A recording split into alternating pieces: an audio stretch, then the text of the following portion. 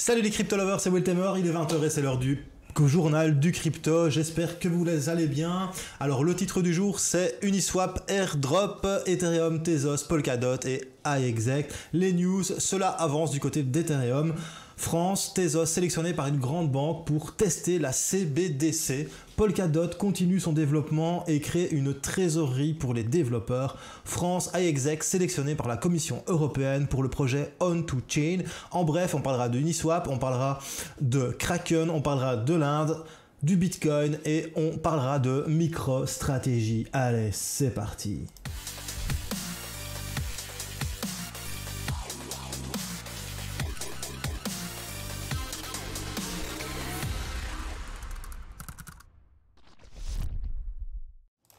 Voilà, salut à tous les crypto lovers, j'espère que vous allez bien. Donc on va dire bonjour à toutes les personnes présentes dans le chat. Ça fait 3 ans que je fais ça et c'est pas prêt d'arrêter.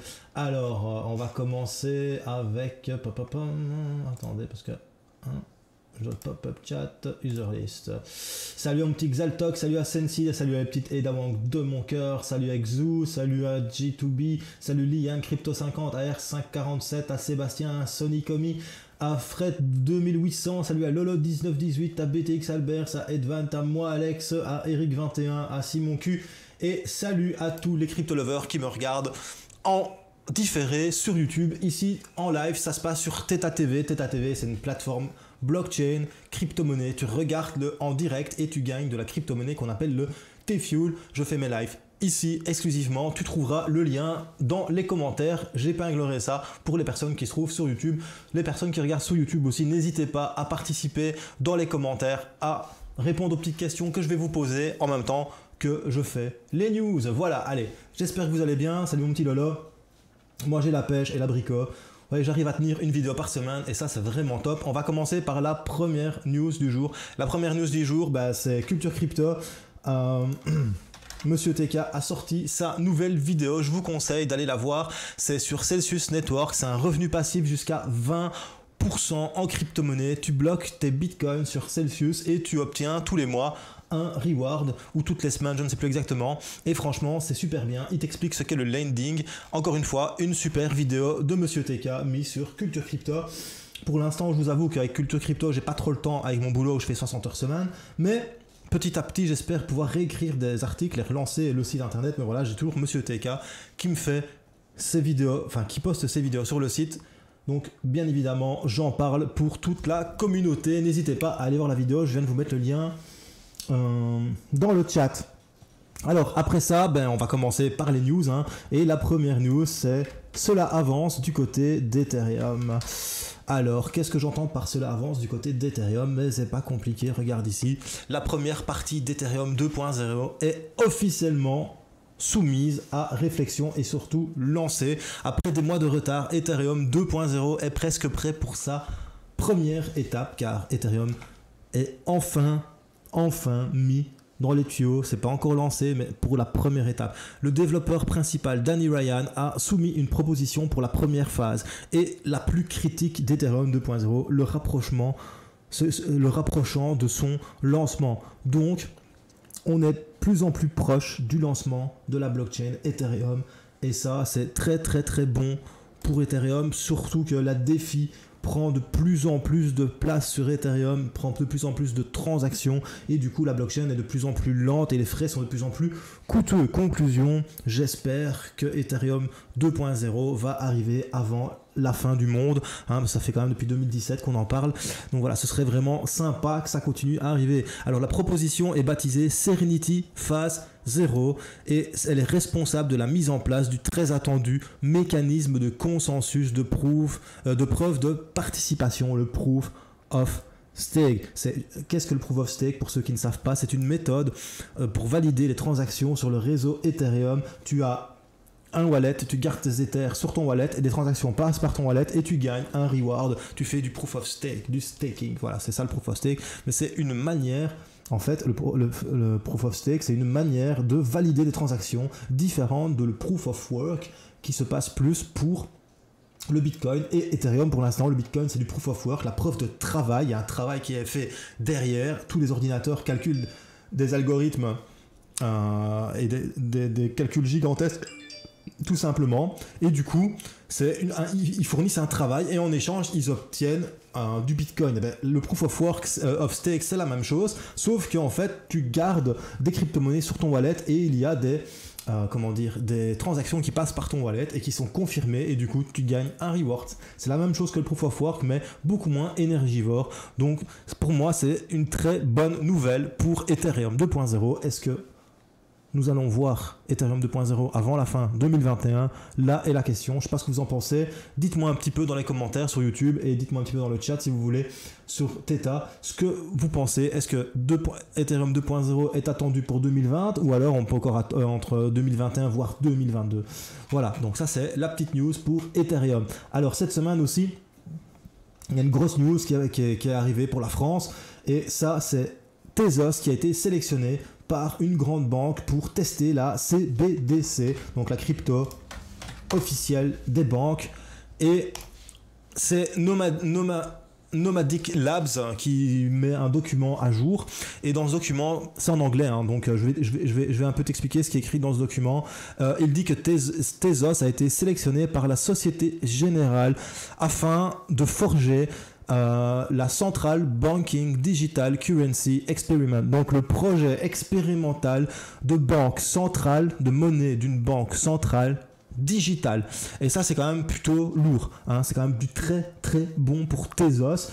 C'est quand même comment dire, c'est quand même la Société Générale, hein, pas oublier Société Générale, c'est celle qui a foutu la merde avec Monsieur Kervel en 2008. Donc voilà, c'est du lourd la Société Générale. Qui prennent Tezos, c'est vraiment bien. Parce que bon, Tezos c'est français. En plus, ils prennent avec Nomadic Lab. Nomadic Lab, c'est le laboratoire de recherche de Tezos. Donc voilà, pour moi, c'est une belle news. En tout cas, pour Tezos, leur blockchain vont avoir une vraie application. Et ça, franchement, je trouve ça plutôt cool. Dites-moi un petit peu ce que vous en pensez dans les commentaires de Tezos et de cette association avec les banques. Hein. Malheureusement, la crypto-monnaie à la base, c'était là pour disrupter les banques et maintenant la crypto-monnaie va être utilisée par les banques. On a quand même réussi à changer le système. Ou est-ce que le système va utiliser ce qu'on a essayé de changer? On verra bien dans le futur. Alors, pour Ethereum, il y a moi, Alex, qui dit ils annoncent un échelonnement jusqu'à 2022, ok, et Crypto 50, mais 2021. Donc on verra bien. On verra bien. Donc voilà, en tout cas moi je trouve que c'est une très bonne news pour Tezos. Si vous voulez, je vous mets le lien, tous les liens se trouveront bien évidemment en description et je vous mets le lien dans le live si vous avez envie d'en apprendre plus sur cette sélection de Tezos par la Société Générale.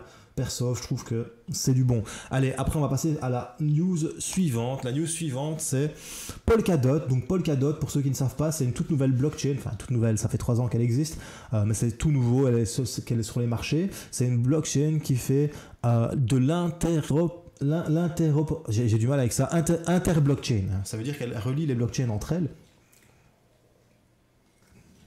C'est suisse et franchement c'est du lourd. Mais vraiment, rien à dire, vraiment bien. Et alors, il continue, alors le titre c'est Polkadot continue son développement et crée une trésorerie pour les développeurs. Donc afin de continuer, en fait il faut comprendre que la blockchain Polkadot, elle fonctionne vraiment avec sa communauté.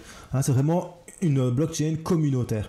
Du coup, si tu as des dots, hein, ça s'appelle des dots, la crypto-monnaie, tu peux participer, c'est un petit peu comme, c'est ça la décentralisation, tu peux participer, comment dire, et proposer des projets, hein, et recevoir un financement. Mais alors, pour faire ça, Polkadot a lancé un trésor Polkadot pour financer les propositions de développeurs au sein de la communauté et plusieurs propositions ont déjà été soumises. Donc Polkadot réinvestit dans sa communauté de développeurs, c'est-à-dire qu'ils investissent dans la communauté développeurs avec le lancement de la trésorerie.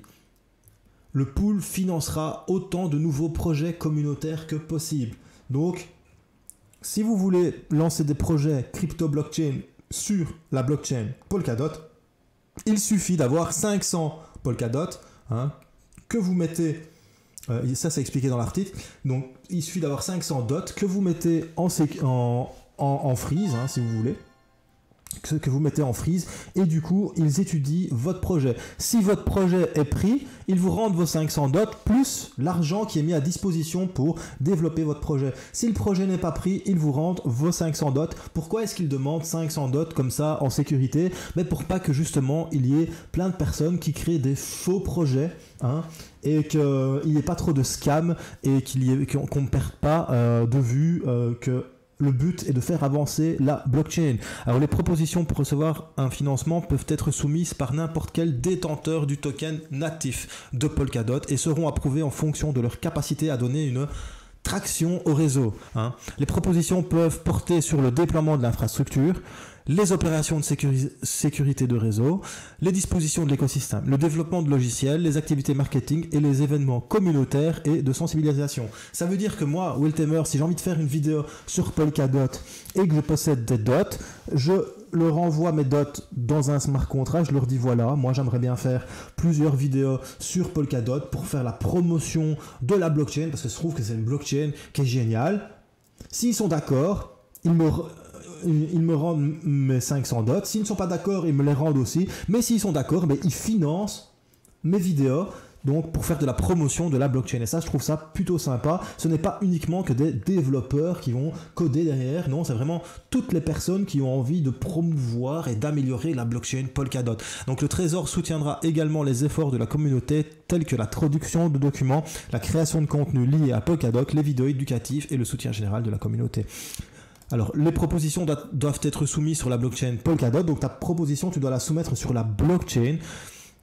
Un acompte de 100 dots, ah non, c'est 100 dots, pas 500, pardon, ou de 5% de la soumission totale est requise pour chaque soumission de proposition afin d'éviter les propositions de mauvaise qualité ou de spam. Les dépôts seront retournés aux utilisateurs lorsque leur proposition sera approuvée ou brûlée en cas de rejet. Voilà, franchement, moi, c'est ça que j'aime de la blockchain, en fait. C'est que avec leur crypto, ils payent leur communauté pour développer leur propre blockchain. Je trouve ça vraiment génial. C'est ça, la décentralisation. Tout simplement. Pour moi, ça fait partie de la décentralisation. C'est la communauté qui décide de la gouvernance de la blockchain. C'est la communauté qui aide à la promotion de sa propre blockchain. Franchement, voilà. Pour moi, il n'y a rien à dire. C'est vraiment top. Alors, intéressant ce qu'ils font. Ouais, je trouve ça génial, franchement, Fred. Mais en fait, beaucoup de blockchains font ça, hein. C'est juste que Polkadot, c'est une toute nouvelle blockchain. Donc, voilà, pour moi, c'était une news qui est passée la semaine dernière et dont je devais parler. C'était super important pour moi d'en parler. Je trouve ça vraiment génial. Allez. Voilà, en tout cas, dites-moi un peu ce que vous en pensez dans les commentaires sur YouTube. Dites-moi aussi ce que vous en pensez en live. Il y a Fred qui s'est déjà exprimé. Et si vous avez des idées de projets par rapport à Polkadot, n'hésitez pas à m'en faire part sur les commentaires. Peut-être que je pourrais travailler avec vous et qu'on développerait quelque chose pour gagner quelques dots. Voilà. Allez, on va passer à la news suivante. Et la news suivante, on retourne en France avec iExec, donc IRC, a été sélectionné par la Commission européenne pour le projet On2Chain. Alors, tu vois ici, la Commission européenne a annoncé le financement de 6 milliards d'euros pour le projet On2Chain. Étant l'un des 7 principaux partenaires, iExec apporte son expérience en blockchain et en informatique confidentielle. En fait, la Commission européenne lance un projet On2Chain, hein, et iExec va être le partenaire clé, blockchain de ce projet.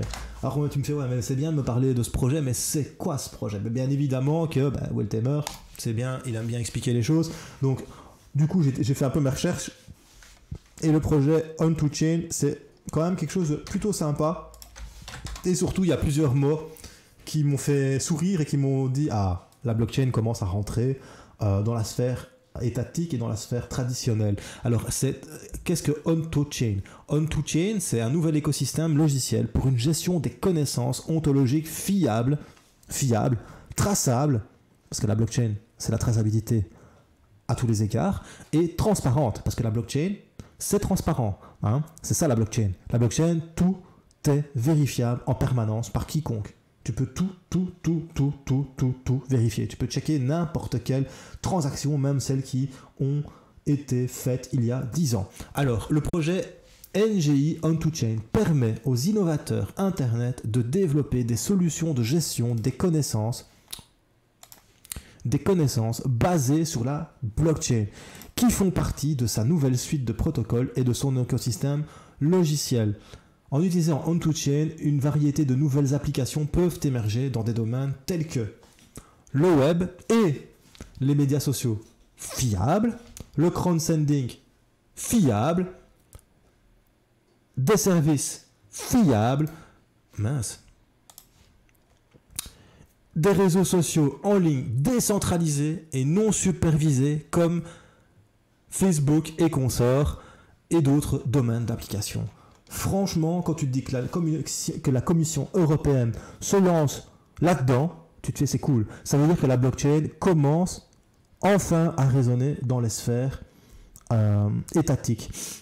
Et surtout, on est en train de se dire, voilà, il y a la décentralisation qui est là. On va pouvoir peut-être se passer des Facebook et consorts avec les médias sociaux. On va pouvoir avoir des services, des réels services où on va pouvoir les tracer et où ce sera fiable, où on ne va pas pouvoir éluder les choses. Parce que la blockchain, c'est ça. La blockchain, c'est un grand livre ouvert où tout le monde peut aller lire. C'est un grand livre ouvert où tu ne peux pas mentir. Donc, que les États et surtout la Commission européenne s'intéresse à ça, je trouve ça juste génial et je suis très fier pour iExec, donc IRC, iExec c'est IRC, hein, parce que le token IRC, mais c'est iExec, c'est français. Félicitations les gars, franchement bravo à vous. Je vais essayer de vous envoyer un mail pour faire une petite interview par rapport à ça, voir un peu les implications d'iExec dans le projet, qu'est-ce que vous allez faire, comment ça va fonctionner, et j'écrirai un petit article sur Culture Crypto. Voilà, moi je sais pas ce que vous en pensez vous, en tout cas moi je trouve ça super génial pour un projet français et ça montre surtout que la blockchain avance petit à petit. C'est vraiment ce qu'il faut, doucement mais sûrement. Voilà, allez, à côté de ça, on va passer aux petites news en bref, hein. Mais avant de faire les petites news en bref, on va aller sur CoinMarketCap, voilà, parce que j'ai envie de couper les news où j'analyse un petit peu plus par CoinMarketCap, alors et faire une petite market review. Alors sur la market review, aujourd'hui, tu vois que le market cap, il est 333 milliards de dollars, que le Bitcoin est... Pourquoi est-ce que je ne vois pas ? Que le Bitcoin s'échange, voilà, que le Bitcoin s'échange à 10 500 $, qu'Ethereum est à 344 $, que Ripple est à 23 cents, que le Bitcoin Cash est remonté 5e à 215 $, que Polkadot est 6e à 4,19 $, que le Binance Coin est 7e à 24,18 $, que le Chainlink s'échange à 8,84 $, Binance Coin 4,27%, on a Crypto.com qui est 9e avec 0,59%, il s'échange à 15 centimes, t'as le Litecoin qui est repassé dans le top 10, 44 $, 2,47, et t'as Cardano 12e qui prend 4,96%, donc c'est plutôt sympa, et t'as Tezos comme par hasard qui te prend 12,84%. C'est quand même plutôt sympa, il n'y a rien à dire, Tezos du lourd. Voilà, après la petite market review, on va repasser aux petites news en bref. Et les news en bref, c'est des petites news, bref, vite fait, bien fait. Alors, par contre, ça, c'est pas là. Voilà. Alors, la première petite news en bref, j'allais pas faire une grosse news là-dessus parce que tout le monde en a parlé. Uniswap a fait un airdrop magistral, hein, donc Uniswap fait un airdrop historique. Ils ont distribué 400 unis à toutes les personnes qui ont utilisé Uniswap avant le 1er septembre. Bien évidemment, Wiltamer n'a pas utilisé Uniswap avant le 1er septembre parce que Wiltamer utilise uniquement Bitfinex pour trader, et s'il veut aller sur un DEX, il va sur le WaveDex. Et j'avoue que là, je me suis mordu un petit peu les doigts, surtout quand tu vois le prix de l'uni maintenant. L'uni aujourd'hui vaut 4,24 $. Donc ceux qui l'ont vendu à 2 $, ils doivent se manger les doigts. Par contre, ceux qui l'ont gardé et qu'il a 4,24 $, 4 x 4, 1600 $ gratuits. Qu'est-ce qu'on dit ? Merci la crypto-monnaie, merci Uniswap. Et oui, franchement, moi je trouve ça beau qu'un exchange décentralisé donne son token de gouvernance gratuitement, comme ça. Voilà, je pense que c'est vraiment bien. Content pour tous ceux qui ont eu leurs 400 swap, enfin leurs 400 Uniswap. Voilà, félicitations. Je suppose que ça rembourse un petit peu tout l'argent que vous avez perdu dans la DeFi. Ou à ceux qui en ont gagné, c'est cool, c'est de l'argent qui en ont plus. Par contre, j'ai quand même beaucoup de personnes à qui j'ai discuté de la DeFi qui me disent ouais, mais la DeFi c'est bien, mais moi j'ai perdu quand même beaucoup de thunes parce que j'arrive en retard sur la DeFi. Donc voilà, faites attention quand même les gars. Avec la DeFi, il y a moyen de faire beaucoup d'argent, mais il y a moyen de perdre beaucoup d'argent quand même. En tout cas, voilà, moi je trouve que c'est quand même très très honnête de leur part, Mais dites-vous quand même que si les gars, les types, ils vous ont distribué 500 millions de dollars, c'est qu'ils ils s'en sont fait un maximum de pognon derrière. Il n'y a rien à dire. Donc voilà, moi très content quand même en tout cas qu'ils partagent une petite partie de leur gâteau. Je trouve ça super beau, félicitations. Et merci pour les crypto lovers Uniswap. Après ça, on va passer en bref à une news qui est quand même assez importante. C'est tournant décisif pour l'écosystème grâce à Kraken. Oui, t'entends bien, grâce à Kraken. Kraken devient le premier échange crypto-monnaie à devenir une banque aux États-Unis. C'est la première entreprise crypto-monnaie aux États-Unis à devenir une banque. Mercredi, au Wyoming, ils ont voté en faveur de l'approbation d'une demande que l'échange avait fait à San Francisco. Non, pardon, qu'avait fait pour avoir une charte d'institution de dépôt à usage spécial, c'est-à-dire devenir une banque.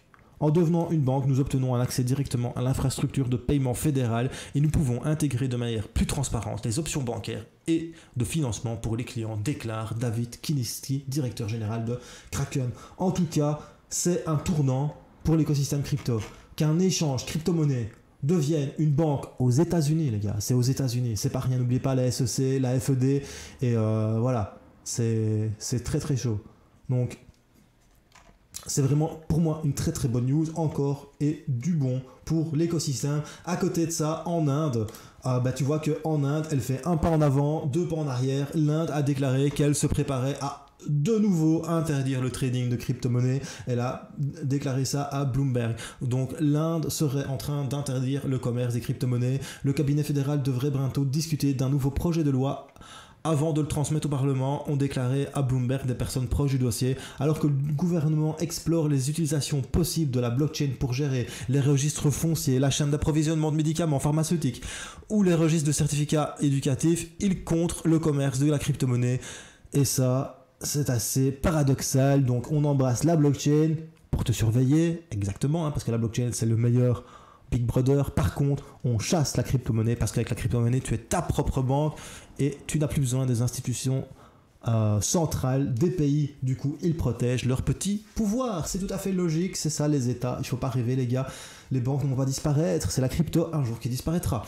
Alors, et je dis ça, ça me fait mal au cul. Après ça, on parle du Bitcoin. Il y a plus d'1 milliard de Bitcoin qui a été tokenisé dans la DeFi. Près de 100 000 bitcoins sont désormais tokenisés sur Ethereum, dont plus de la moitié ont migré ces 30 derniers jours. Donc ces 30 derniers jours, il y a plus de 50 000 bitcoins qui ont été vers Ethereum à cause de la DeFi. C'est quand même assez fort, parce que ça représente quand même une grosse partie des volumes. Bitcoin, 23 milliards de volume. 1 milliard, ça veut dire que c'est un 23e du volume total sur le Bitcoin. C'est pas rien. Vraiment, c'est pas rien ce qui se passe là avec la DeFi pour l'instant. Maintenant, voilà, la DeFi, il y a beaucoup de hype. Faites attention, comme dit Fred 2800, il faut faire attention au farming DeFi. Oh oui, oh oui, oh oui, oh oui, oh oui, oh oui. Pourquoi tu dis que c'est la crypto qui va disparaître? Parce que jusqu'à présent, j'ai jamais vu un État qui allait perdre son pouvoir. Maintenant, j'espère que la crypto va continuer. Mais quand je vois, j'en ai parlé la semaine passée, salut bro, j'en ai parlé la semaine passée, l'Europe a bien insisté sur le fait qu'il n'y avait que la banque centrale qui pouvait émettre de la monnaie en parlant des stablecoins. Ils sont en train de légiférer sur les stablecoins pour les interdire.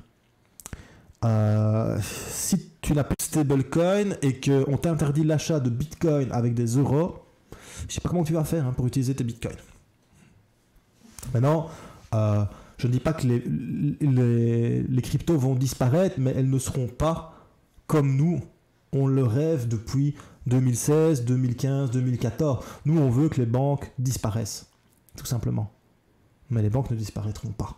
Les banques vont se réapproprier la création de Satoshi Nakamoto, qui, le bitcoin en soi, est là pour détruire le système financier en place. Qu'est-ce qu'on fait avec le bitcoin? Tout le contraire. On spécule, on fait de la thune. On fait de la thune et on fait de la thune. On fait ce que les banques ont fait avec notre thune, on fait la même chose avec le bitcoin au final. Donc en fait, le bitcoin, sa raison d'être, elle est polluée par le système financier actuel et par, comment dire, la vanité des gens.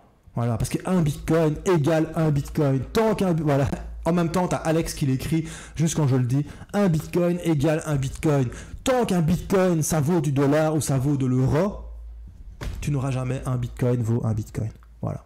Maintenant, c'est mon rêve, hein. Choose life, choose freedom, choose bitcoin. Mais voilà, il faut se rendre compte que les institutions sont en train de légiférer et ça va faire mal.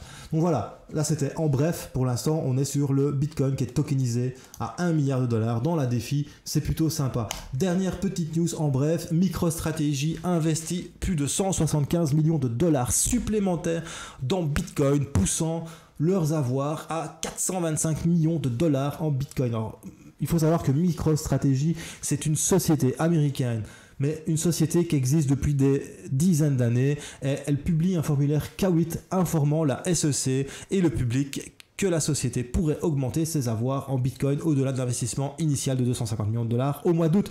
Depuis le dépôt, la société a investi 175 millions de dollars supplémentaires. Il faut savoir que MicroStrategy, ils ne demandent pas l'avis à la SEC. Hein, ils s'en foutent. Hein. Eux, ils achètent du Bitcoin et ils le gardent. Point. Voilà. Mais c'est des grosses sociétés d'investissement. C'est pas des petites sociétés. C'est comme Fidelity, c'est comme BlackRock. C'est du lourd, hein, MicroStrategy. Donc, si des sociétés comme MicroStrategy achètent des Bitcoins, c'est les institutionnels qui vont rafler la mise. Nous, particuliers, on va se faire avoir. Mais les institutionnels, eux, ils vont avoir le droit de rafler tous les Bitcoins pour pouvoir à nous proposer des contrats à la banque. Tiens, je peux te proposer des options sur les bitcoins. Tiens, je peux te proposer, je peux te proposer des ETF bitcoin. Je peux te proposer des fonds d'investissement mis sur les crypto-monnaies parce que je possède ces crypto-monnaies. Toi, tu n'as pas accès à ces crypto-monnaies. Si tu veux avoir accès à ces crypto-monnaies, il faut que tu passes par moi, la banque. Et voilà, c'est ça qui va se passer. En tout cas, c'est vraiment vers ça qu'on est en train de tendre pour l'instant. Vous pouvez ne pas être d'accord avec moi, vous pouvez être d'accord avec moi. Dites-moi ce que vous en pensez dans les commentaires sur Twitter, sur YouTube, pardon. Et dites-moi ce que vous en pensez aussi en live. Mais personnellement... ça fait assez longtemps que je suis dans les crypto-monnaies pour me rendre compte que la législation et la régulation qui est en train d'être mise en place par les États européens, en tout cas, elle n'est pas pro-crypto-monnaie. C'est tout le contraire qui est en train de se passer. Ils veulent s'approprier le rendement, la volatilité et le retour sur investissement des crypto-monnaies pour que toi, consommateur, tu ailles à la banque, payer et te faire entuber comme on le fait depuis des centaines d'années, tout simplement. Voilà, ils ne veulent pas que le système change. Et pour pas que le système change, qu'est-ce qu'ils font? Ils interdisent, ils s'approprient et ils te revendent, tout simplement. Alors que c'est gratos, que c'est du peer-to-peer, c'est du personne à personne. Et il y a beaucoup d'entreprises, comme nous dit Crypto50, qui achètent pour l'instant des crypto-monnaies. Énormément de fonds d'investissement achètent des crypto-monnaies. C'est pas pour rien. C'est pas pour rien. C'est pas pour rien. Encore une fois, je peux être parano, mais je m'y connais en droit. Les lois, je les ai vues. Les propositions de loi, en tout cas... Quand je les ai lus, je me suis bien rendu compte que c'est pas pro-Bitcoin, c'est pas pro-crypto, que du contraire. Il y a une interdiction qui plane aussi en Europe. J'en ai parlé la semaine passée, j'ai donné les documents la semaine passée. Il suffit d'aller voir mon live de la semaine passée, tu as les liens et tu peux t'informer là-dessus. Donc voilà, c'est tout pour les news. On va passer sur une petite analyse technique du Bitcoin. Comment dire? On va passer sur TradingView, hein. Voilà, bam bam bam, hop. Voilà, on est sur TradingView. Alors sur TradingView, je t'ai mis quand même Uniswap. Donc tu vois vraiment qu'Uniswap s'est monté à 8 $, 8,65 $, et depuis ça chute. Et on est dans une tendance baissière en H2 ici. Voilà, on est sur une tendance baissière qu'on vient peut-être de casser. Alors faut se mettre peut-être en H1 pour essayer de trouver des résistances, des supports. Et je pense que ici, tu as une bonne résistance support à aller chercher, hein, ici, quelque part par ici. Donc pourquoi pas, si on vient casser là, la Tenkan, hop, tu as cette Tenkan-ci. Si on vient casser ici, se rendre dans le nuage, peut-être on va pouvoir venir chercher les 5,70. Et si on casse là, le dernier plus haut, c'était là. On pourrait venir chercher les 7,50. Et une fois qu'on est venu chercher les 7,50, on peut revenir chercher ici les 8,60 et après c'est tout de moon, hein, parce que bon, la défi est là, la hype à mort. Mais voilà, dis-toi qu'il y en a qui qui ont vendu à 2, ici, ou 3, et il y en a, ils ont vendu là, à 8. Et là maintenant, c'est peut-être le moment, c'est peut-être l'instant d'en acheter, parce qu'après ça remontait. Hein. Voilà, encore une fois, moi n'oublie pas, je suis pas analyste technique, je fais juste un crypto lover, je kiffe la crypto, mais je ne suis pas analyste technique, ce n'est pas mon travail. Allez, on va quand même analyser le Bitcoin.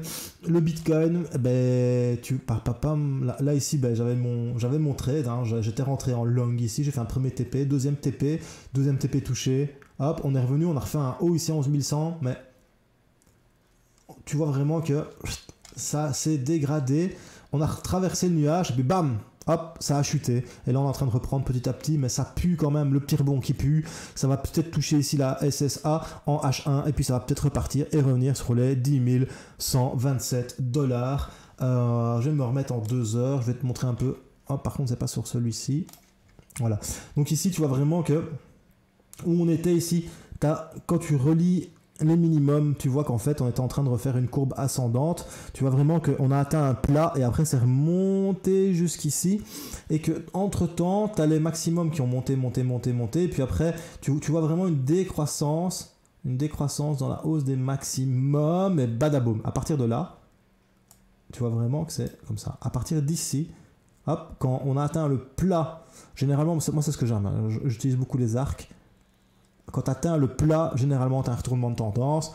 On a eu une confirmation ici par la cassure de la Tenkan et de la Kijun. On a traversé le nuage et puis badaboum. Hein. Voilà. Maintenant, tu as un petit range qui est en train de se faire entre cette SSB et la Tenkan ici. Tu as la Kijun qui est en train de soutenir le cours. On va peut-être venir chercher ici les 10 600, hein, parce que tu as quand même un beau plat ici sur le nuage. Là, voilà. Tu as un beau plat sur le nuage ici. Tu as la Tenkan aussi ici qui est pas mal. On peut venir chercher les 10 668 $. Encore une fois, moi je resterai prudent. On peut venir chercher la SSA. Peut-être casser ici les 10 700, mais on ne viendra pas chercher plus haut que les 10 978. On verra bien. Voilà, on verra bien ce qui va se passer. Mais ici, tu as quand même un plat, un autre plat. Ça pue du slip quand même pour un retournement à la hausse pour le Bitcoin. Surtout qu'en plus, on est venu chercher une grosse zone très basse ici sur le RSI.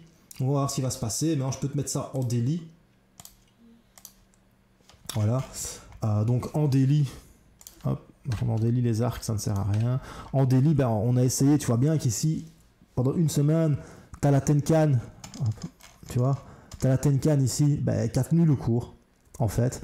Et il y a eu une tentative, mais bam, on est repassé en dessous. On a ouvert le lendemain en dessous.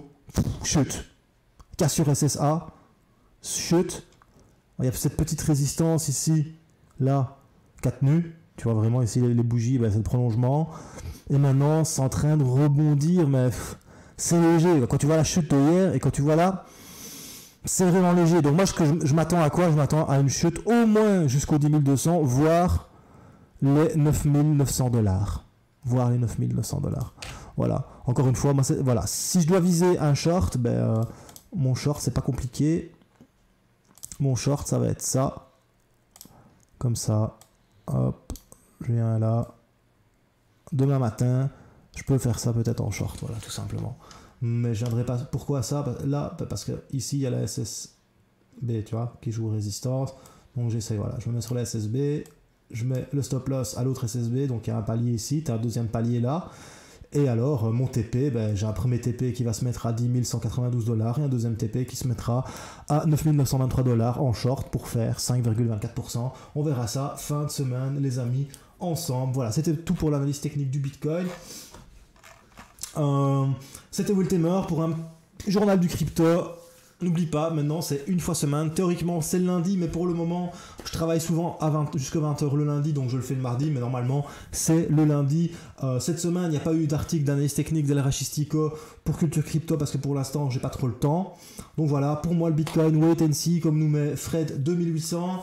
C'était Will Tamer pour le journal du crypto. Si t'as bien aimé, n'hésite pas à mettre un petit pouce bleu. Si t'as pas aimé, n'insiste pas, mais mets-le quand même. Ton petit pouce rouge, j'ai vu qu'il y en a plein qui en mettent. N'hésite pas aussi à me dire pourquoi tu n'aimes pas ce que je fais.